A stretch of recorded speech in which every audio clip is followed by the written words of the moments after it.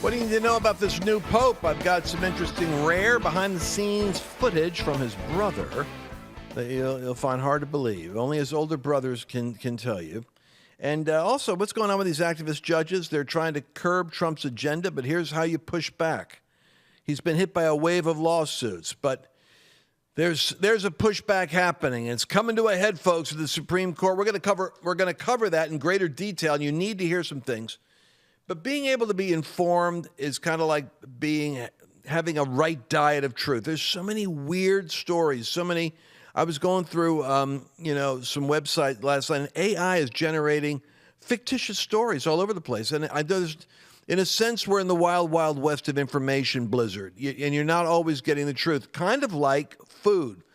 That's why I talk to, when I talk to my friends at Ancient Nutrition, and the thing that they say is, hey, listen, there's always a way that you can have the right diet, but you just got to know what's hype and what's not.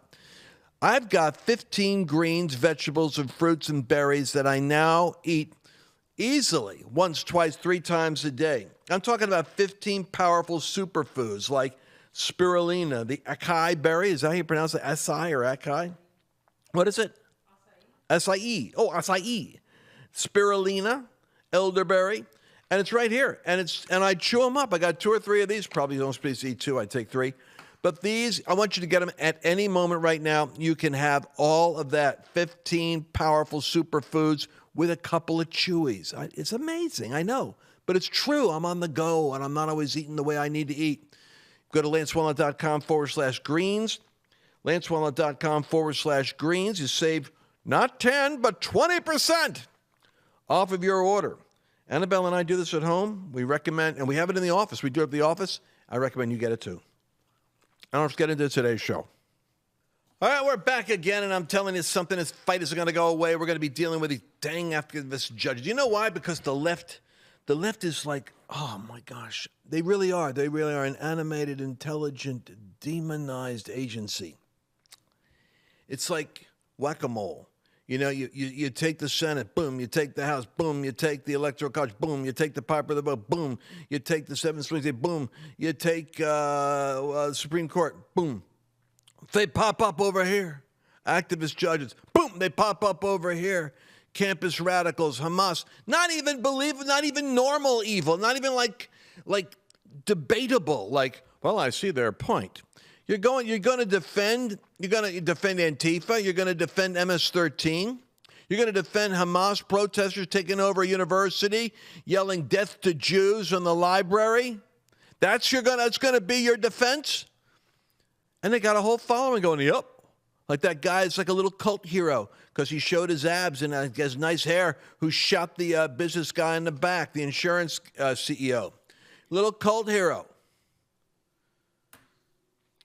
All right, that's why I only do the news 1 or 2 days a week, because I have to stay in a more resourceful, positive, kind, and transcendent condition. But this gets me revved up, I'm telling you.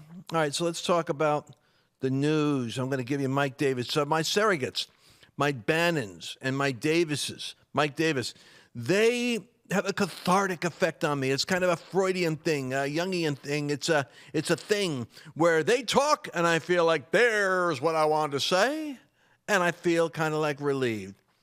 What about this? Is the Supreme Court going to stand up, or are we going to end up having the intimidated judges on the judiciary in Washington turning against the will of the people and putting the president in a situation where he cannot deport millions of illegals who will be back again in 2 years? In 2.5 years, we're going to have another election. 3 years, another guy will be there. And if a Democrat goes waltzing in, the borders go open. And mark my words, the 30 million that are illegal right now, they want to legalize those votes, and they want to offer them everything and turn this country into a banana republic. Mike Davis, what do you have to say on the War Room, Video 14? I would say this to the Chief Justice. You have let these Democrat activist judges sabotage American voters. They are election deniers by sabotaging the President of the United States exercising his core Article 2 powers. And if you refuse to get your judicial house in order because you're scared of bad press in the Washington Post and the New York Times. Congress is going to get your judicial house in order for you. And it's going to be through oversight. It's going to be through funding cuts. It's going to be through jurisdiction stripping. It could be through impeachment. But frankly, the simpler approach, as Speaker Newt Gingrich has been talking about, is just eliminating a judge's seat. So if the Chief Justice is not going to step up and get his judicial house in order, we're not going to let, as American voters, we're not going to let these activist judges sabotage our will and sabotage the President of the United States. And I understand what Roberts would say. We will have to work together on these things that are difficult. You find a way to get along. It's a long job. If you're sort of really at each other's throats with bad feelings and stuff like that, it's not a good way to function. We do have to address some very, very difficult things, and so we're the only people who are doing it. But what bothers me is when Schumer goes up outside the doors of the Supreme Court and says, "You sow the wind, you reap the whirlwind. You see what you got." And then you got an assassin going to Kavanaugh's house to kill him. You got Antifa protests outside of justices' homes, and the Democrats let it happen. What I don't understand is why the conservatives bow. What is the Stockholm syndrome? Like, the Hearst's daughter there, suddenly starts to identify with her captors. Do they want to please these people so bad in Washington? Is it such a cult, a hierarchy of 90% of D.C. is Democrats, so to be in the coffee, clutch, the cocktail party circuit, the invited to the dinners, you got to kind of like roll your eyes and act like you're really more like them than you really are. It's kind of like I would be. If I was being bullied by someone, I'd push back. I wouldn't roll over. Donald Trump says if we're not allowed to send the murderers and other criminals of every type, size, and shape immediately out of our country, we aren't going to have a country anymore. These radical left judges and politicians don't care. But 90% of the people in the United States of America do. Hopefully the Supreme Court will agree with this and save America, I promise you. That is the kind of sentiment expressed in media that is totally inappropriate in Washington for the Supreme Court. They will look at that like the garish, crude, the bullying of the president. It'll probably have a bad effect on them, I'm sorry to say. But it has to be said. Because I think what Mike Davis has to do is we got to start to communicate. There will not be a compromise on the will of the electorate when there's a mandate for agreement. You can't undo the executive branch with low-level judges that act like they're the Supreme Court, or worse yet, act like they're the president. All right, I want you to play video 16. I want to hear Josh Hawley, who has his own presidential aspirations. I know it's Rubio and J.D. Vance in the stretch, and they're going down the home stretch, and it's Rubio, and it's J.D. and J.D. But wait a second, here comes Josh Hawley in the primaries. Here he comes. Listen to him. Let me show you the number of nationwide injunctions going back on history, okay? I want to get to that first, and I'll get to President Trump's side of this. For President Bush, it's 6. President Obama's 12. Trump first term, 64. Biden, 14. And right now in, what is it, Dana? Is it 110 days, 115, 120? He's at 17 right now. So is the Supreme Court moving fast enough in the current climate? No, I'm surprised the Supreme Court's letting this go on, Bill, and here's why. These little district court judges, these judges are essentially acting as if they're the Supreme Court. I call them little. It's because they've got a narrow jurisdiction, and yet each one of them, so many of them, all 17 you just pointed out, they want to act as if they're the Supreme Court. Really, they want to act as if they're the president. This is why I've introduced legislation, Bill, that would stop nationwide injunctions, ban it. We just shouldn't allow district court judges to try and set policy for the entire nation. I don't think the Constitution allows it. We ought to make that clear in the law. Okay. Stop nationwide injunctions, period, especially from the low-level courts. District courts, there's 900 of them presiding over 700 districts. I think that's what the data says. I don't know. But they could stop the president. That's kind of scary, though, too. Because I end up thinking about it. What happens if roles are reversed? Like, think about the overturning of the mask mandates. That was a local Florida judge that overturned the masking on airplanes. So I'm just wondering, I just always think, I know we're doing all this stuff. How does that's where the elections. That's where the elections come in, Mercedes. Yeah. That's where elections. If you're bucking the majority, you probably have checks and balances. But if the majority says they want something, and a court says, like the woman judge who David Brooks, ignoramus that he is saying that's the kind of civil disobedience we should be. That's heroic. The woman who hid the criminal from getting arrested in her own court because she didn't agree with the verdict of the police. Yeah. Or she didn't agree with the verdict of another judge. Anyway, listen, I want to talk about the Pope. Show me this clip of the Pope's brother. What do we know about the Pope's brother? Play this for me. This is all new to me, people. When we were little kids, I used to raise Cain with my two younger brothers all the time, but he was always the holy one. And we used to tease him, "You're going to be Pope someday. You're too holy. What do you want to be?" And, joking, ribbing. And when he went into the seminary, it's like, oh, wow, okay. And then a couple of years ago when the Pope made him a cardinal, it's like, this could happen. Holy cow. Holy cow. By the way, his brother's a MAGA guy. He's got all the MAGA tweets. Jack Posobiec said he's going to pay his expenses to go quick. Visit his brother over there in Italy. It's probably like what they said about Jesus, too. Not that I'm like all into the Catholic thing, but it's you're the Holy One, huh? Oh, you can't play? Yeah. That's right. Mr. Purity over here, Mr. Clean Hands. And, James didn't believe in Jesus. He didn't believe. It's so funny. He grew up with him, and he didn't believe it was a Messiah. I was just reading yesterday with Annabelle how Jesus' family went to go. His friends and family were trying to go get him. They thought he lost his mind when his ministry started. They were trying to go get him back home. Take a break. What have you? Have a meltdown? So they didn't really get who he was. But James was the pastor of the church in Jerusalem, not the Apostle James, but the brother of Jesus. And Paul says in Corinthians, I guess it's like the 14th chapter of 1 Corinthians, he said, after the resurrection, the first one Jesus appeared to was James, and then to the 12. Meaning, he went to his brother first and said, uh-huh.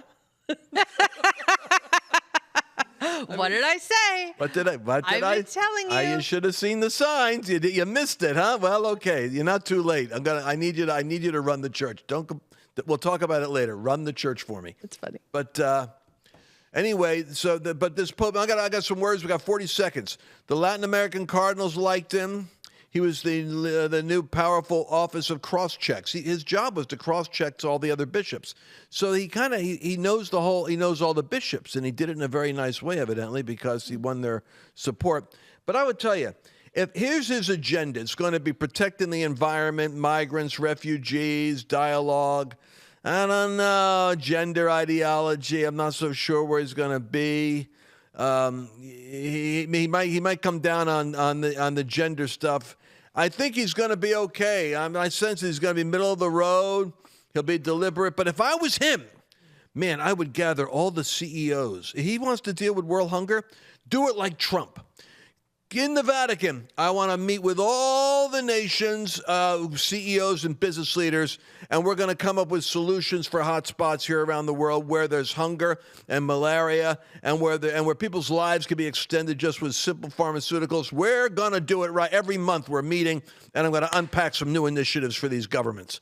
Man, what the Pope, if he did business rather than just the Vatican Bank, but did business, he could solve problems. One more thing.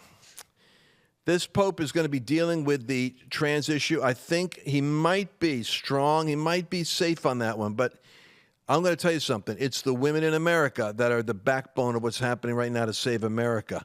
And we got one lady, one mom, one activist mother you need to know about who's just came back from New York City where she's doing public meetings and they're becoming sensational. They're getting it's like a Charlie Kirk phenomenon. The moms are coming out and the people are coming out. Protesters are coming out and they're actually coming on and joining her crusade. She's going to be in Florida, Houston, Seattle, L.A. You're going to love this lady when we come back. Don't go anywhere. We'll be right back. Clean, safe water. It's the foundation of a healthy home. but hidden contaminants could be putting your family at risk. That's why there's Sentry H2O, the smarter way to protect what matters most. It filters out what doesn't belong and restores what your body needs. Pure, mineral-rich water that tastes as fresh as it is clean. Because your family deserves more than just clean. They deserve water that supports their health. Go to lancewallnau.com/water and use code LANCE to save 10% on your water wellness system. That's lancewallnau.com/water. Code LANCE. Oh boy, we're back to the Lance Wallnau Show. This segment is going to be dedicated to, we just had Mother's Day. So what about the fighting mothers, the mothers who are out there fighting for their sons and daughters from the trans, queer, crazy, left-wing people who are trying to take over the minds of your children, trying to indoctrinate them, trying to take drag queen men that get off on the autoeroticism of being in front of children. This is so sick. It's surprising there isn't more outrage, but thank God there are women who have, because the men got emasculated in the woke movement and the Me Too movement, and men were afraid. They didn't know what to say and what to do, open a door, close the door. They didn't know. Then the women rose up. Thank God for that. You know, in the Bible, Mercedes, welcome to the show today. Hey, happy to be here, Lance. In the Bible says that I will put enmity between Jesus and the devil, between his seed and her seed. Yeah. Interesting that the enmity would be between the woman that God raises up for him on the earth and the devil. And so women from Genesis have played a prophetic role in crushing the enemy's initiatives. Indeed, in the Bible, you see the women are the secret sauce, whether it's, you got Abraham, Isaac, and Jacob, but the story is really about Sarah and Rebecca and Rachel, because they're the ones that raised up the patriarchs, the boys that consulted them, aligned them, and launched them into their prophetic assignment to build a nation. And with that thought in mind, I got one of them women here right now. Jenny Donnelly, would you please join us? Welcome, Jenny. Answering the call of a mom, answering the call of a businesswoman, answering the call of someone who would have liked to have just had your life free from the harassment of Rolling Stone invasive sick journalism and propaganda from the New York Times and from the Washington Post and from all the salacious places that have dignified both of us with their journalistic interest. Jenny, what are you up to these days? Because I know you're doing something that is raising up the women again to crush the serpent's head. What's happening? Good to see you, Lance and Mercedes. Okay, so, a lot of people know that we went to the mall, and you were there, A lot Lance. of people don't know. So tell people, you went to the mall where? In New York or in Washington? What? We went to the National Mall in Washington, D.C., Okay. Right? We went out there October 12th. So if you don't know about this, there was a gathering of a lot of people. This is before the elections, and we went before God, and Ishtar fell, and it was a big old thing. And a lot of people tuned in online and just said they were greatly impacted by that. Lance, thank you for being there. It was a collaborative effort of many people, lots of ministries, lots of business people. It was a united effort, which I believe God greatly favored it because of the unity. So before we went to the mall, Lance, I asked God that question that if you ask him, he's probably going to give you an answer. And I asked the question, what's next? What are we doing after the mall? Especially with this grassroots movement called Don't Mess With Our Kids, which, backstory, this is a movement that came out of Peru, started in 2016. It was a response to the gender indoctrination of kids, and a whole bunch of moms and dads and grandmas and grandpas, and actually a whole bunch of youth said, we're done with this. This is ridiculous. So there was a groundswell of people going and really protesting with prayer. But they came out of the building, they came out of the church, they went into the public square, and there were 2 million people that gathered in the country of Peru, and they marched and they used their voices. And what happened was they were able to overturn 9 woke laws. One of those laws was you can't call somebody their biological pronoun if they want another one. And if you do call them their biological pronoun and you upset them, you're going to prison. So people were actually going to prison for this. And so they were able to overturn all of these laws. They were able to oust the prime minister, oust the education minister, and then they also ousted the president of Peru. And then George Soros pulled out all of his funding. When we heard about this, we said, okay, copy paste USA. You know, I was kind of looking for somebody else to do this when I heard about it, like, oh, somebody should do this in America, you know. And then God said, yeah, I'm going to have you do it because you're a mom. And I said, God, I don't know much about civics. I didn't pay attention in government class. Like, I don't have any background on this. God didn't seem to care because I was living in Portland, Oregon, watching Antifa blow up our city and be very committed to it consistently at 5 o'clock for 186 days straight. And I was so grieved by people. Remember that. Just please, for the love of Moses, remember 186 days. We got George Floyd riots with piles of bricks pre-delivered. We got cities burning down, 100 different cities on speed dial that have riots in the street. Nobody wanted to say anything for fear of looking like they're racist and not supportive. You got major sports franchises, BLM on the pitcher's mound at Yankee Stadium in the middle of football games. It was a crazy time. We were under the heel of this Marxist intimidation using race as a weapon, and then it swung to the transgender assignment to go after the genitals, to mutilate your sons and daughters, and perpetually confuse them through the education system, while Antifa is rioting on the streets without interruption and with government permission. I'm just reminding you where we came from to get to the place where it's like glorious America right now. So go ahead. Yeah, so here I was in this kind of backed into a corner because I was in Portland watching this happen. Like my own car, I had to steer it left because here comes people with shovels. And this wasn't the news for me. This was actually in my face. And it was just like, wow, it was like, you know, getting your nose rubbed in something. Like this is actually happening. And I was so grieved by this because of being a Christian, knowing that if I put my head in the sand, then I actually believe I don't have authority over chaos. And so I thought, man, God, I don't know what to do, but put me in the fight. You know, those are some dangerous words right there. But I just knew I couldn't sit back and be an armchair quarterback and comment on this and be critical and cynical. I knew that I had to do something, even if it was a tiny thing. So when I heard about Don't Mess with Our Kids, and it worked for Peru, in fact, they're the only Latin American country right now that doesn't have a single woke law. The church actually comes out when there's a bill to do something to hurt family or to hurt children. So they tried to pass same-sex maybe 12 weeks ago, same-sex marriage. And the church came out. They came out immediately, not like months later, not talked about it for a long time. They immediately mobilized out publicly. So of course I'm taking note of this. And I just think, okay, if they did it in Peru, copy paste USA, we don't need to make anything new out of this. This is just what we need to do here. There has to be a war cry for parents and grandparents and the young people to say, we're done with this. We need to get our voices back. We need to understand that unsaved people are not going to put godly laws in place. I can only look at a drag queen at a library for so long and blame them for evil when it's like, well, yeah, no kidding, because they're not the ones that have been commissioned to put righteousness and truth in culture. It's us. So I just felt this like heavy responsibility to do my part, whatever that looked like.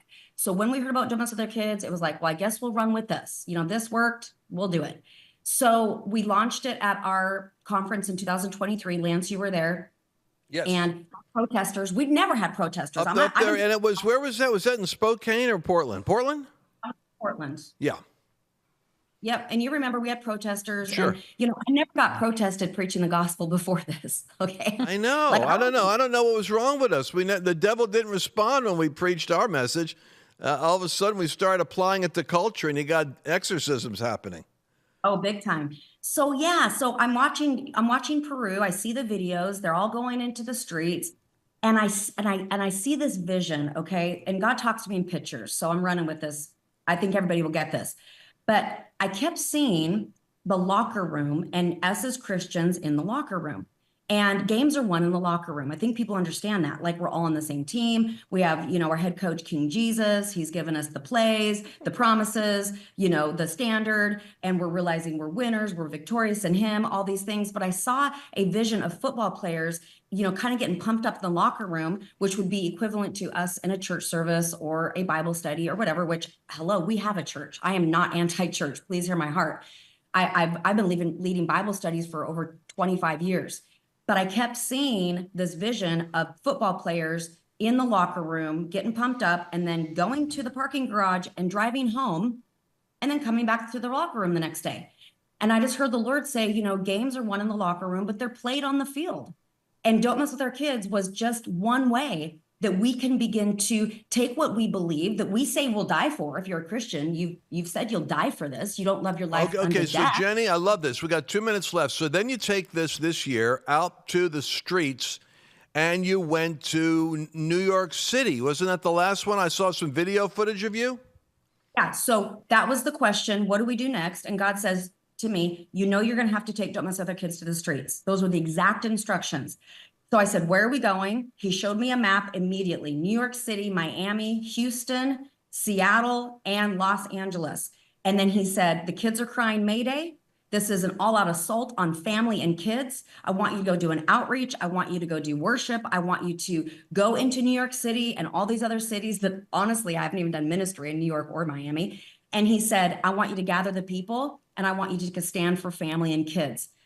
We have protesters that got saved in New York City. This plane right now, this is New York City. We collaborated with a bunch of people. We had this whole trans group that began to bawl and weep because they said they never heard that Jesus loved them. They were there to protest. They weren't there to get saved or be excited about what we were doing.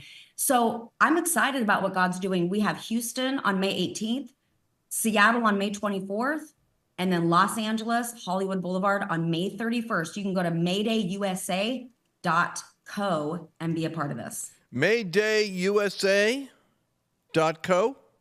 Betcha. Yes. Beautiful. Well, we're going to do that, Jenny. And by the way, just so everybody knows this, that when she referred to bringing down Ishtar, because I got a lot of secular people in my audience, that was the ancient Greek, I think, deity that was half man, half woman, introducing the first trans deity that would have eunuchs that would serve in the temple. So the return of these ancient gods is the paganism that is entering back into the spiritual void of Western civilization. It's going to be filled with something. And so you think that trans is a new thing? It's been around. It precipitates the decline of every great power. Perversion and transgenderism is the last stage of depravity.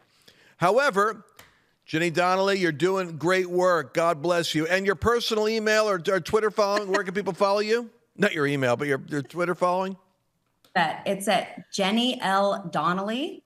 You can follow me on YouTube, Instagram, Facebook, and you'll find me one of those spots. Okay, not on X. All right, so we got you there. All right, love you, Jenny. We'll be keeping in touch with you as the party keeps rolling around the country. We're going to be right back. We're entering a period of time that has increased hostility against people of faith. It's a time when Christians are going to be tested on a moral, physical, psychological, and even a financial basis. I'm here to remind you that God is the one who has blessed you thus far, and he will take care of you in the future. You have a divine responsibility, however, to see trouble and prepare yourself. For example, with record inflation eating away at the value of the U.S. dollar, the savings in your retirement account is in danger of slipping away. I recommend diversifying your 401k or IRA out of paper assets and into physical gold.